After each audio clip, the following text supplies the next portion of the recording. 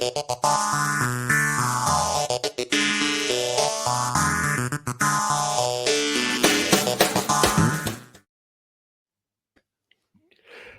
and welcome to this episode of Akrinos Access. I'm your host, Eric Matei, joined today by Dr. Steve Vargo for a really insightful conversation that originated in a LinkedIn thread, as many great ideas do these days. It's all about creating motivational systems in your practice. And many of us have come to know Dr. Vargo, acclaimed writer, speaker, consultant. And Dr. Vargo is so excited for you to come on Akrinos Access to have this explore this concept of motivational systems.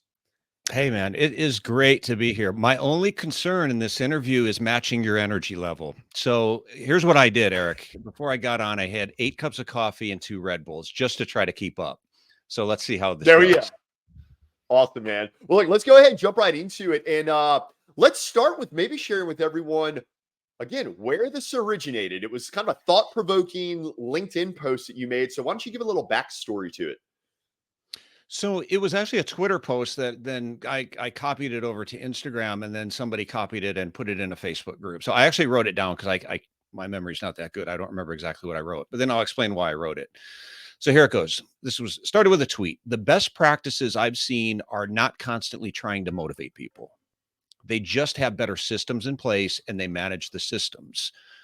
That's much easier than constantly managing and motivating people. And Eric, when we talked before, I mentioned sometimes you create a lot of stuff too for social media, and sometimes you put a lot of effort into it, you edit it, you make it all pretty, and you put it out there. And then sometimes you just throw something out into the world. This actually came, I just kind of threw this out into the world after somebody reached out with a question I get all the time is, how do I set up a bonus plan that's going to motivate people? And I think it Sure. goes way beyond that. We've got to look beyond just dangling some money in front of people and hoping it motivates, but how do we create better systems that are going to improve production in a practice? Yeah, and it's really interesting because when we talk about systems, then we kind of look at the component parts, right?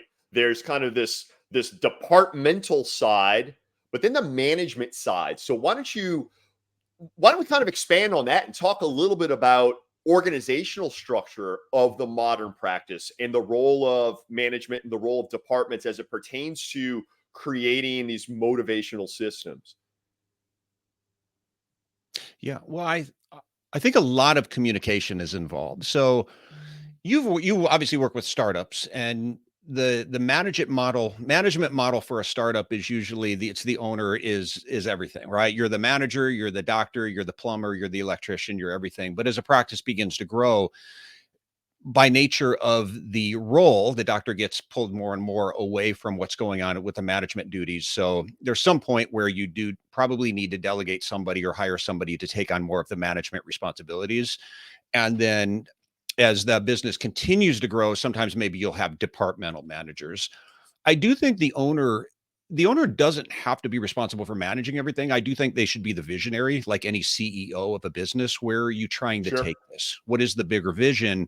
But making sure that you communicate that to, if you don't have a manager, making sure that you're communicating that to your team, or if you have a manager or managers, making sure that you're communicating that to your management, to your leadership team as well. And also with an open ear to listening to their ideas, but we can get into that as we move along. Yeah, absolutely. You hit a word that's coming to be a word that I'm a very big fan of, and that is delegation.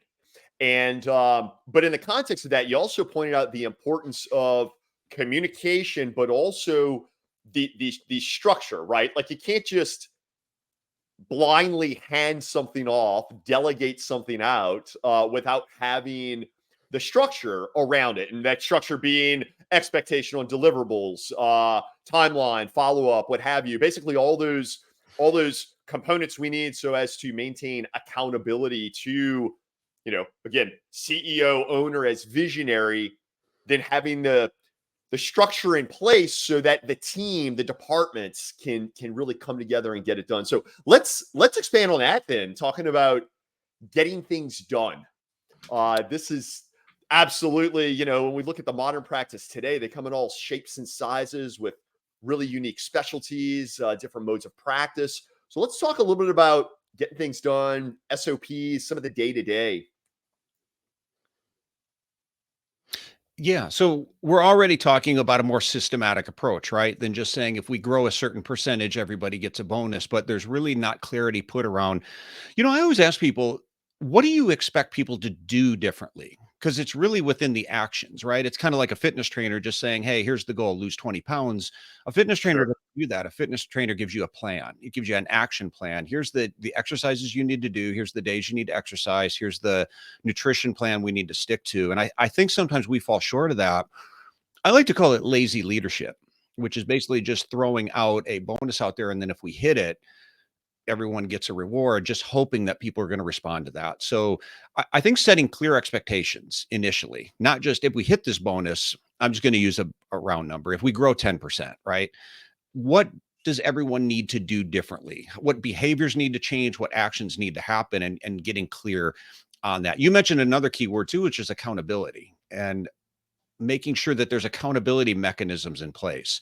So, and that's where the communication for me comes in. A lot of people dodge accountability because they're just not comfortable with confrontation, but it really doesn't have to be confrontational.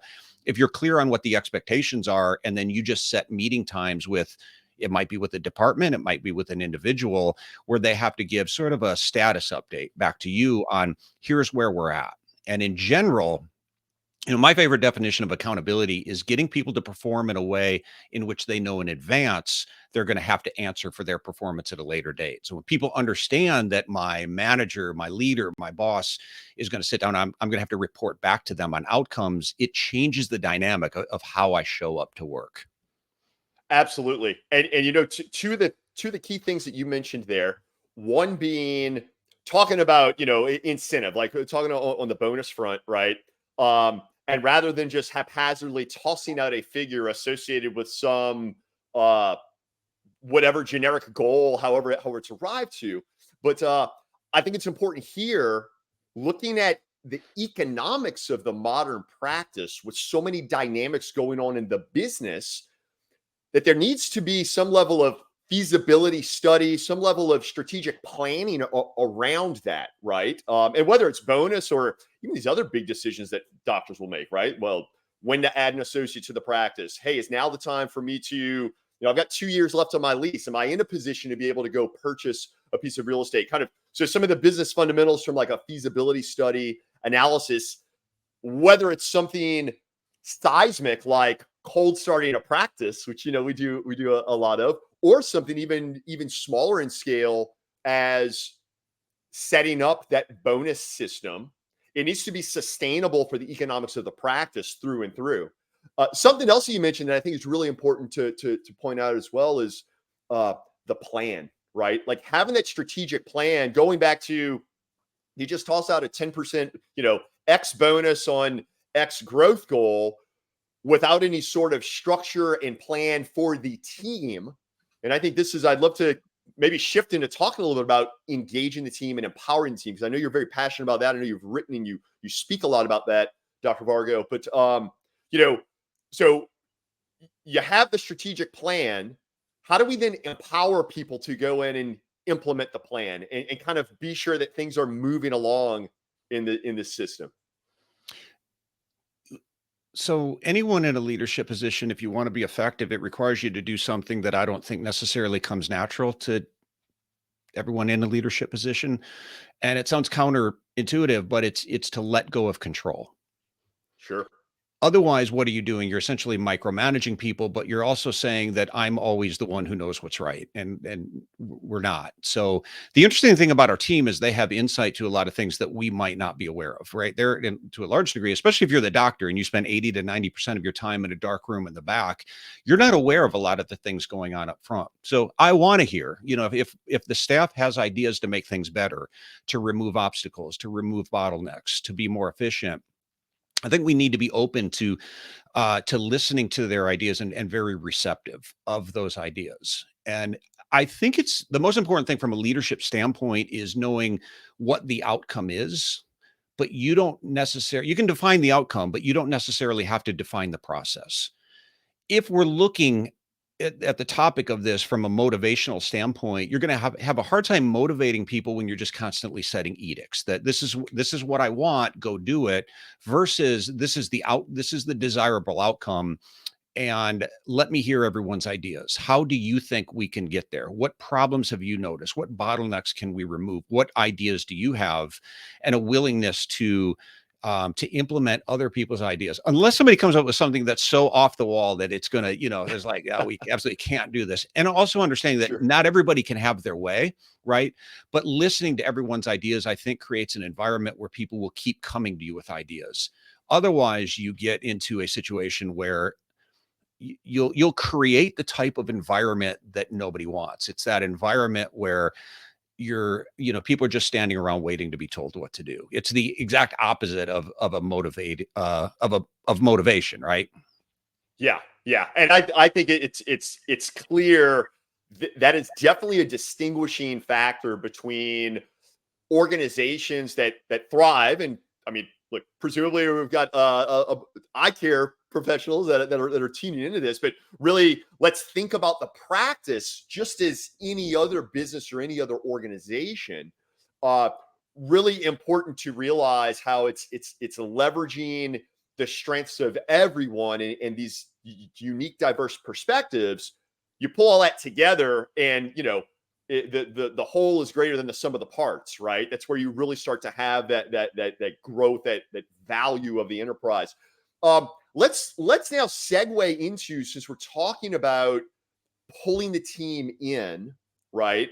You delegate, but you don't delegate from an island. You delegate being there amongst the team, um, but still looking to them to inform direction, give feedback, and the list can go on. So let's talk a little bit about the modern practice as a workplace. Um, Kind of some of what you're seeing out there. I know, again, Dr. Vargo, you work with tons of practices, you speak all over, and what have you. So what are you seeing these days, finger on the pulse, as far as like the modern practice as a workplace, both for staff, also for associate doctors?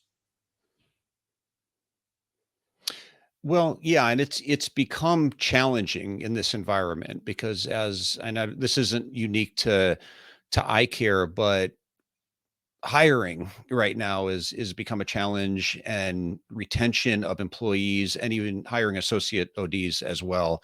So, I think there's probably never been a time more important than to really sharpen your leadership skills, and to create that environment where people feel like they're making a contribution. I think it generally people like to see their own ideas succeed.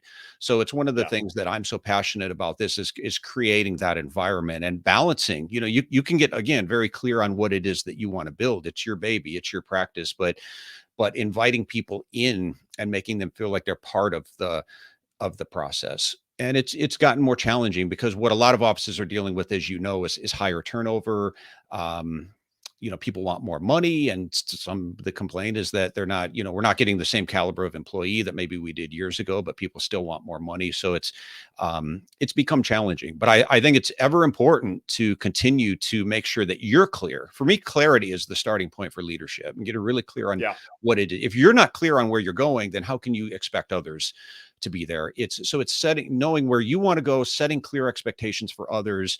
We haven't really talked about this, but training and development is so many offices struggle with that. And then they'll say, well, I'm not getting the kind of productivity I want out of people, but there's really not a good training system in place. So training people, putting people in positions of strength, you know, some people are just more suited than certain positions. And can we move them into a position where they're going to be stronger, and putting mechanisms of accountability in place, and for yourself as well. That's not just for others, but what you say that you're going to follow through on, as far as your role as a leader, as a manager, as a doctor, making sure that you're following through with that and setting the example for others. yeah. I think leading by example is definitely another one of those huge things that, uh, clearly, when it's done, wow. I mean, the amazing things tend to happen when one leads by example, right? And I think, particularly in this context, I mean, let's think of the modern practice for a lot of staff, presumably those coming in with no industry experience prior. There's doctor up here and then staff down here.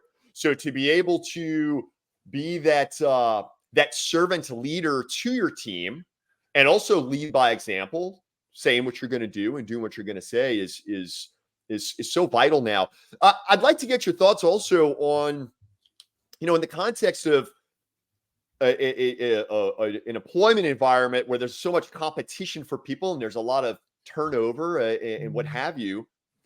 Let's talk about compensation and benefits compared to structure and systems, because there's some debate out there. I know you'll seen some of the periodicals, debate out there whether it's like, okay, do people want more money or do they want kind of, you know, other things in the workplace that isn't necessarily always money? But we'd love to get your thoughts on that.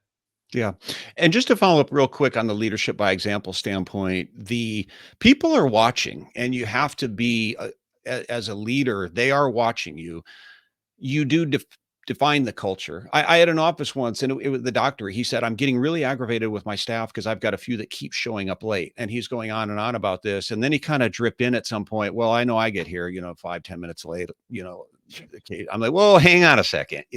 If you want everybody else, if that's a priority for you and that's important to you, you got to be there on time or early. You can't be walking in 8 minutes late on a regular basis and then complain to the staff. Well, I know you're the owner, but still they're watching you to see what you're defining the culture.